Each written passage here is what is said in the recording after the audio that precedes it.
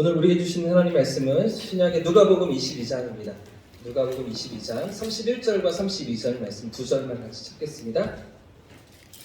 신약성경 134페이지에 제 성경으로는 134페이지에 있습니다. 누가복음 22장 31절과 32절 말씀 두 절 말씀인데요. 두 절 말씀을 같이 한번 읽겠습니다.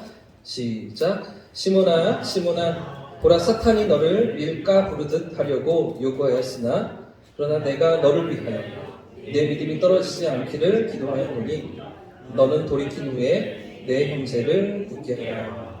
아멘. 할렐루야. 할렐루야. 기도의 자리에 나오신 여러분 주님 이름으로 축복합니다. 옆에 계신 분들과 이렇게 인사하겠습니다. 어느새 3월입니다. 고백하겠습니다. 어느새 3월입니다. 한 번 더 인사하실 때 이렇게 믿음으로 고백하겠습니다. 3월에도 기도합시다. 고백하겠습니다. 3월에도 기도합시다. 기도로 승리하시는 복된 새봄이 되시길 축복합니다. 검둥개 100마리가 하루는 길을 걷다가 길가에 놓여진 오래된 램프를 하나 발견했습니다. 앞서가던 개가 주둥이로 램프를 툭 건드렸더니 갑자기 램프에서 펑 소리를 내면서 램프의 요정이 튀어나왔습니다. 그리고는 이렇게 말하는 것이죠. 나를 구해 주었으니 너희들의 소원을 하나씩 다 들어주겠다. 그러자 평소에 하얀 개가 그렇게 부러웠던 검둥개가 소리쳤습니다. 하얀 개가 되고 싶어요. 그러자 그 말과 함께 검둥개는 순식간에 하얀 개로 변하였습니다. 그 모습을 지켜보던 두 번째 개도 소리쳤습니다. 저도 우유처럼 하얀 개가 되고 싶어요. 그러자 여기저기서 저도요 그렇게 소리쳤습니다. 99마리의 검둥개가 모두 하얀 개로 바뀌었지요. 그리고 좋다고 난리가 난 것입니다. 그런데 이때 마지막 100번째 검둥개가 소원을 외쳤습니다. 뭐라고 외쳤을까요? 전적수들 모두 검둥개로 바꿔주세요. 무슨 이야기입니까? 한 사람이 중요하다는 것이죠. 우리는 한 사람을 중요하게 생각하지 못할 때가 참 많이 있지만 그러나 한 사람 때문에 복이 오기도 하고요. 한 사람 때문에 불행이 찾아오기도 한다는 것입니다. 1800년에 미국의 토머스 제퍼슨은 단 한 표 차이로 미국의 3대 대통령이 되었다고 합니다. 1654년에 영국의 올리버 크로멜은 단 한 표 차이로 영국을 다스리는 통치권을 부여받으면서 영국 공화국을 세우게 되었고요. 그런가 하면 1923년 아돌프 히틀러는 단 한 표 차이로 나치당을 장악하면서 독일의 총통이 되었습니다. 그로 말미암아서 유태인만 600만이 넘는 사람들을 학살하고 또 죽이는 만행을 저질렀던 것인데요. 이 모두가 다 한 표 때문에 일어난 사건들이었습니다. 1776년에는 미국에서 또 단 한 표 차이로 독일어가 아니라 영어를 공용어로 결정하면서 지금 우리가 세계인들이 쓰고 있는 영어가 된 것인데요. 한 표가 아니었다면 독일어로 바뀔 수도 있었겠죠. 여러분 어떠십니까? 한 사람의 행동이 그저 작은 하나의 모습으로 끝나지 않는다는 것이죠. 하나하나가 전체가 이루어지고 하나하나가 모여서 그 한 사람의 영향력으로 전체가 좌지우지되기도 한다는 거죠. 여러분 일어탁수라는 말을 아십니까? 일어탁수. 한 마리의 미꾸라지가 웅덩이를 흐린다 이런 말이잖아요. 썩은 사과 하나를 그대로 두면 어떤 일이 발생합니까? 요즘 같으면 이제 겨울에 귤을 많이 드시는데 물러 터진 귤을 그대로 두시면 어떤 일이 생깁니까? 박스 전체가 썩고 마는 것이죠. 무슨 말인지 믿을까요? 그만큼 한 사람이 중요하다는 것이죠. 한 사람이 평화를 만들 수도 있고요. 한 사람이 또 평화를 깨뜨릴 수도 있는 것입니다. 요즘 러시아와 우크라이나 전쟁만 봐도 그렇지 않으십니까? 한 사람 때문에 전 세계가 불안에 떨고 이렇게 어려움을 당하고요. 한 사람 때문에 모두가 또 안심할 수도 있는 이런 상황들이 벌어지는 것이죠. 오늘 본문에도 한 사람의 중요성이 나타나고 있습니다. 예수님께서 한 사람을 위해 기도하고 계시는 것인데요. 한 명의 제자를 놓고서 예수님께서 집중적으로 기도하시는 장면이 오늘 읽었던 누가복음 22장입니다. 그 제자가 누구입니까? 베드로인데요. 베드로. 왜 예수님께서 이 베드로 한 사람을 위해서 많은 공을 들이시는 걸까요? 왜 베드로 외에도 다른 제자들이 11명이나 있는데도 불구하고 왜 베드로에게 집중하시며 그를 위해서 기도하시는 것입니까? 사실 오늘 이 대목도 성경을 잘 유심히 살펴보시면 다른 복음서에는 기록되지 않습니다. 마태, 마가, 요한복음에는 등장하지 않는 부분이 누가에 의해서만 우리에게 보도되고 있는 것인데요. 지금 누가복음 22장의 상황이 어떤 배경입니까? 어떤 상황 속에 예수님의 이런 기도가 지금 이어지고 있습니까? 예수님께서 제자들과 마지막 만찬, 6월절 만찬을 나누고 계신 상황이죠. 이 밤이 이제 지나면 로마 군병들에 의해서 예수님 붙잡혀 가십니다. 고초를 당하시고요. 십자가에 못 박히시는 아주 긴박하고 긴장감이 흐르는 그 상황 가운데 예수님의 이 기도가 들어가고 있는 건데요. 그런데 이런 가운데서 누가는 이 만찬 가운데, 6월절 만찬 가운데 있었던 예수님과 제자들의 대화를 상세히 우리에게 보여주면서, 자세히 우리에게 보여주면서 마태가 기록하지 않았던, 마가도 기록하지 못했던, 요한도 주목하지 못했던 이 사건을 우리에게 보여주면서 예수님의 마음이 어떠하신지, 이 속에 담겨있는 예수님의 의도가 무엇이었는지를 우리에게 전해주고 싶었던 것 같습니다. 그 부분을 오늘 이 밤에 우리가 살펴보려고 하는 건데요. 그런데 왜 예수님께서 베드로를 위해서, 베드로 한 사람만을 위해서 집중적으로 기도하신 것일까요? 왜 다른 제자들도 많은데 그런데 왜 베드로만을 위해서 특별히 기도하신 것입니까?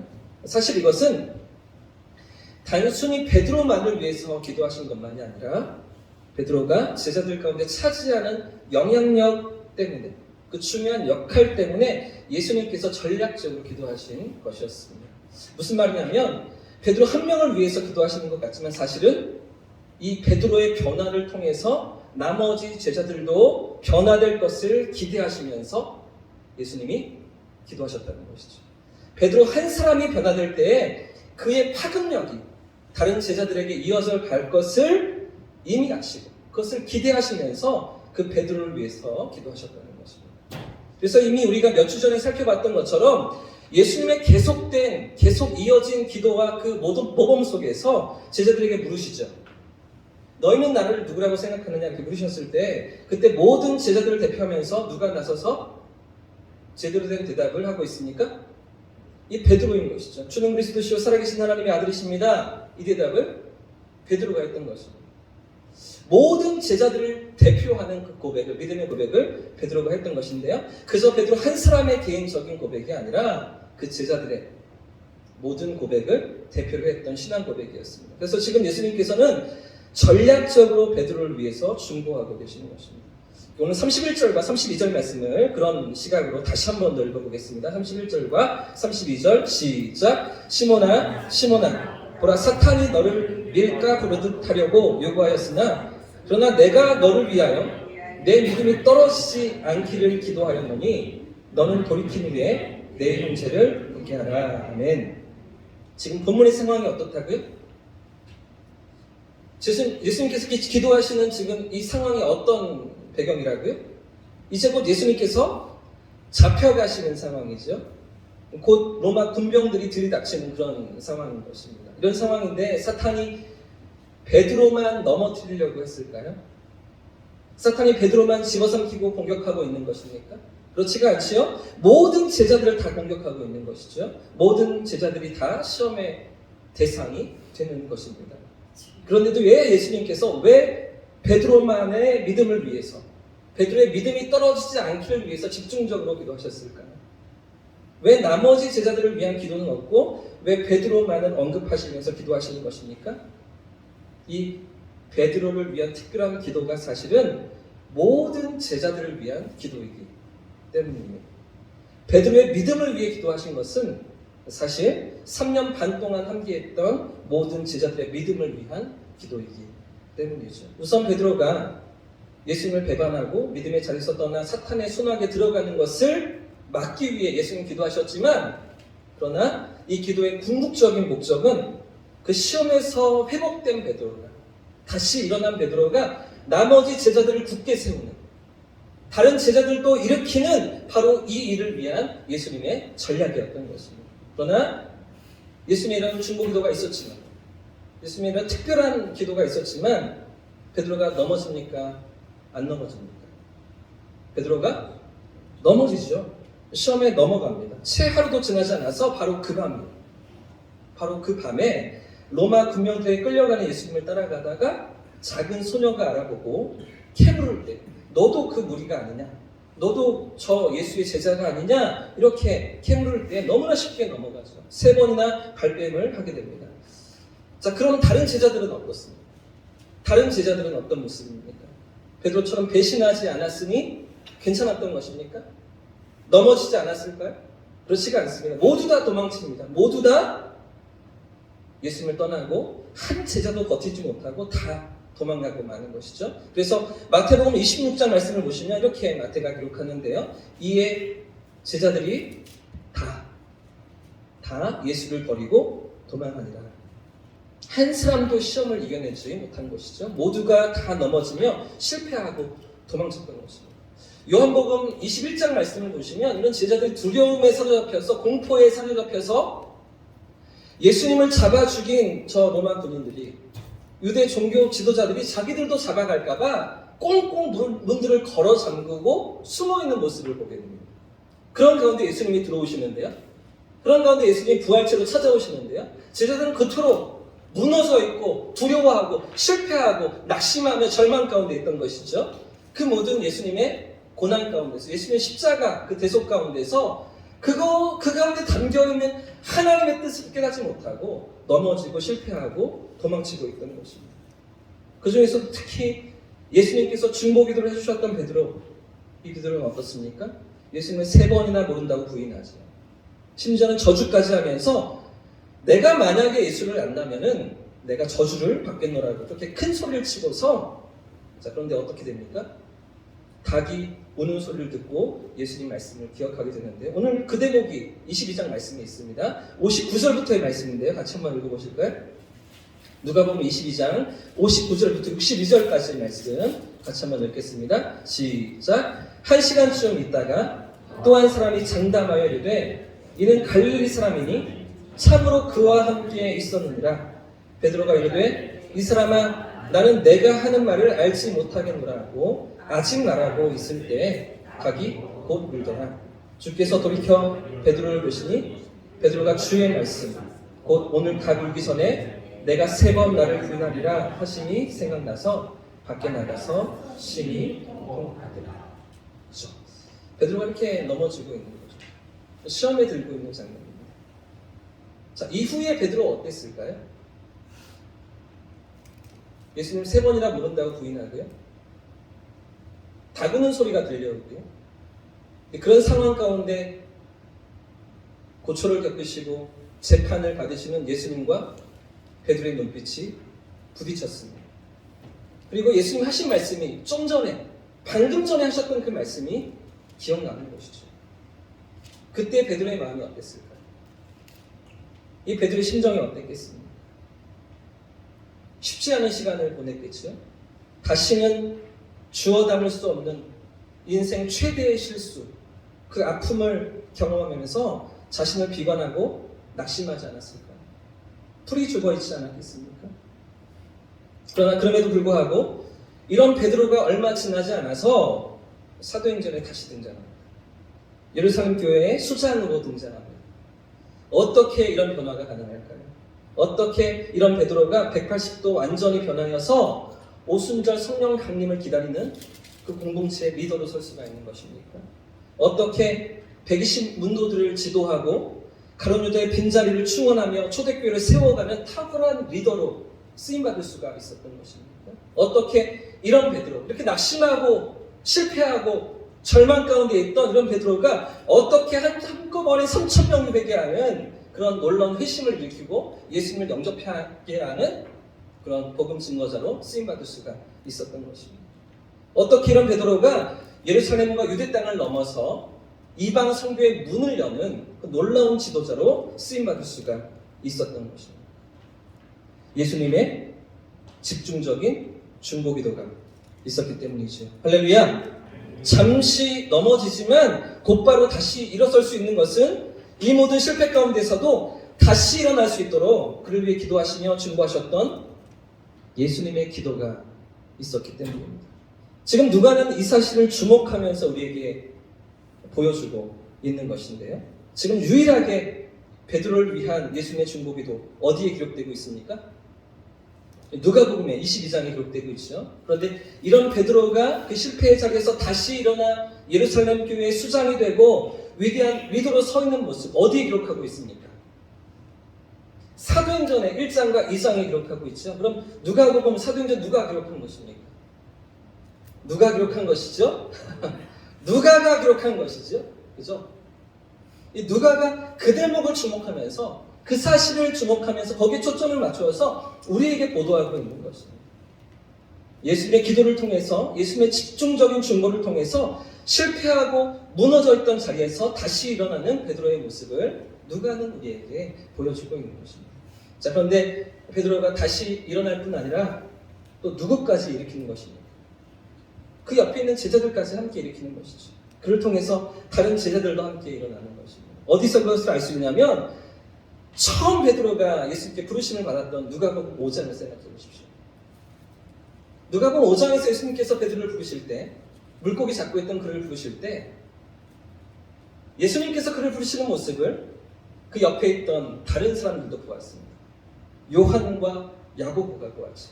그리고 베드로가 예수님을 따르자 이 두 사람도 함께 예수님을 따르고 있던 것입니다. 베드로가 결정하자, 베드로가 결단하자 그 곁에 있던 사람들이 함께 예수님을 따르고 있던 것이죠. 뿐만 아니라 오늘 6월절 마지막 만찬 자리에서도 베드로가 이렇게 고백하죠. 결코 주님을 배신하지 않겠습니다. 결코 주님을 떠나지 않겠습니다. 이렇게 고백할 때, 이렇게 장담하면서 이야기할 때 다른 제자들은 어떻게 반응합니까? 나머지 제자들 똑같이 말해야 되는 것이죠. 이렇게 모든 일에 앞장서면서 좋은 일이든 나쁜 일이든 누구에게도 지기 싫어하는 베드로, 그 베드로에게 다른 제자들이 영향을 받고 있던 것입니다. 더 나아가서 예수님의 부활 사건 이후에 요한복음 21장을 보시면 요한복음 21장에 7명의 제자들이 함께 모여있다가 물고기 잡으러 갈릴리로 돌아가게 됩니다. 그런데 누가 가장 먼저 고기를 잡으러 일어날까요? 베드로가 일어서죠. 베드로가 일어서자 나머지 6명의 제자들도 함께 따라가는 것입니다. 이미 예수님은 이런 베드로의 영향력을 아셨습니다. 이미 예수님은 베드로의 이런 기질을 잘 알고 계셨습니다. 그래서 베드로의 말과 행동을 통해서 많은 사람들이 영향을 받을 것을 이미 아시고 그래서 그를 집중적으로 기도하셨던 것이죠. 그래서 베드로를 위해서 전략적으로 기도하셨던 것입니다. 그러면서 베드로에게 하시는 말씀이 무엇입니까? 뭐라고 베드로에게 말씀하고 계십니까? 뭐라고 당부하고 계십니까? 32절 말씀 오늘 본문 한 번 더 읽겠습니다. 32절입니다. 시작. 그러나 내가 너를 위하여 내 믿음이 떨어지지 않기를 기도하노니 너는 돌이킨 후에 누구를 붙게 하라? 내 형제를 붙게 하라. 너는 돌이킨 후에 너의 형제들을 다른 사람들을 붙게 세우라, 섬기라, 이런 사명과 이런 역할을 맡기셨던 것입니다. 너처럼 낙심해 있고 너처럼 풀이 죽어 있고 너처럼 실패의 자리에 있던 힘이 빠진 지체들을 다시 일으키며 회복시키는 그 사명을 예수님께서 맡기셨던 것이죠. 그런 말미암아서 초대교회에 어떤 일들이 일어납니까? 베드로를 통해서 낙심했던 제자들이 일어납니다.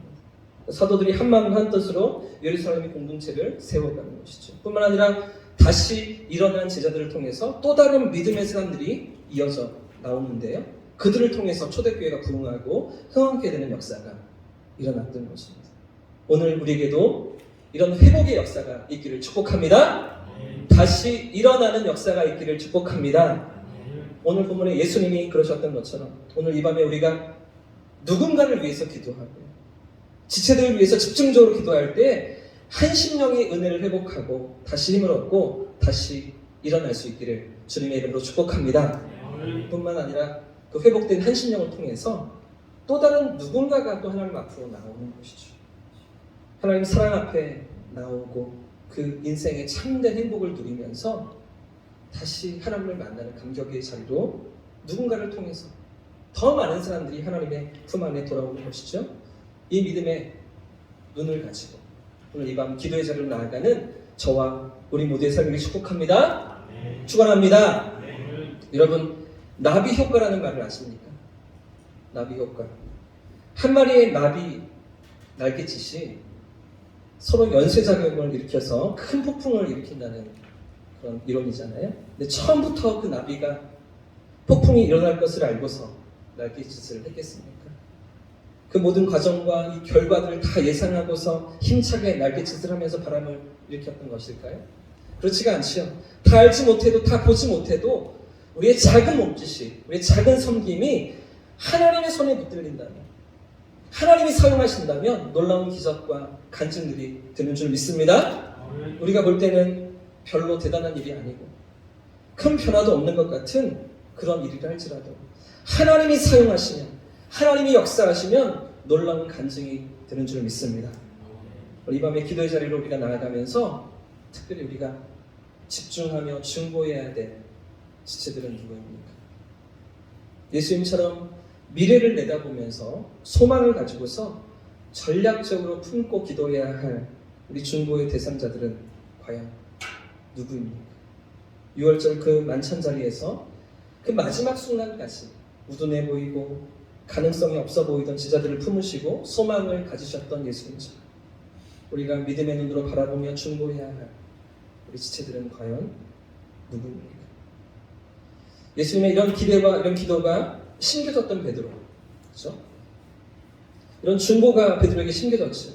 이 베드로는 얼마 시간이 지난 후에 그 초대교회 핍박 속에서 흩어진 성도들에게 두 편의 서신을 남기게 됩니다. 베드로 전서와 후서가 바로 그 성경이죠. 그런데 이 베드로가 두 편의 서신을 기록하면서 계속해서 반복하는 문구가 있습니다.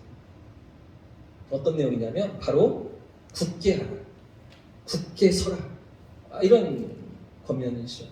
너희의 믿음을 굳게 하라, 이렇게 권면합니다. 은혜 안에 굳게 서라, 이렇게 당부하기도 하는 것이죠. 고난과 핍박에도 굴하지 말고 굳게 믿음으로 서라, 이렇게 당부하며 이런 표현들을 계속 반복하고 있는 것들을 베드로전서에서도 후서에서도 우리가 발견할 수가 있습니다. 그런데 베드로후서 1장 10절에 가면, 나중에 찾아보십시오. 베드로후서 1장 10절에 가면 베드로가 이렇게 성도들에게 권면하는 부분이 있습니다. 제가 읽어드리겠습니다. 그러므로 형제들아, 더욱 힘써 너희의 부르심과 택하심을 굳게 하라, 이렇게 권면하는 것이죠. 그러므로 형제들아, 더욱 힘써 너희의 부르심과 택하심을 굳게 하라. 어떤 말씀이 떠오르십니까? 어떤 예수님의 말씀이 떠오르십니까? 베드로 자신을 향한 예수님의 당부였죠. 너는 돌이킨 후에 내 형제들을 굳게 하라. 그 마지막 만찬에서 예수님은 그렇게 자신에게 당부하셨잖아요. 그 말씀 그대로 다른 형제들을 섬기는 자리에 베드로가 서 있는 거죠. 예수님이 기도하신 그대로 그 역할을, 그 사명을 감당하는 자리에 베드로가 서 있는 것이죠. 그 실패와 낙심의 자리에서 무너져 있던 베드로가 어느새 고난 가운데 있던 성도들을 위로하며 일으키는 자리로 나아가고 있던 것입니다. 오늘 이 밤 우리도 예수님처럼, 예수님의 기도처럼 중보의 자리로 나아갈 수 있기를 축복합니다. 믿음이 약해져 있는 성도들, 인생의 길에서 방황하는 지체들, 어떤 모습과 어떤 삶의 자리에 있든지 다시 하나님을 바라보며 하나님의 사랑 안에 들어올 수 있도록 예수님의 마음을 품고 함께 기도하는 이 밤 될 수 있기를 주님의 이름으로 축복합니다.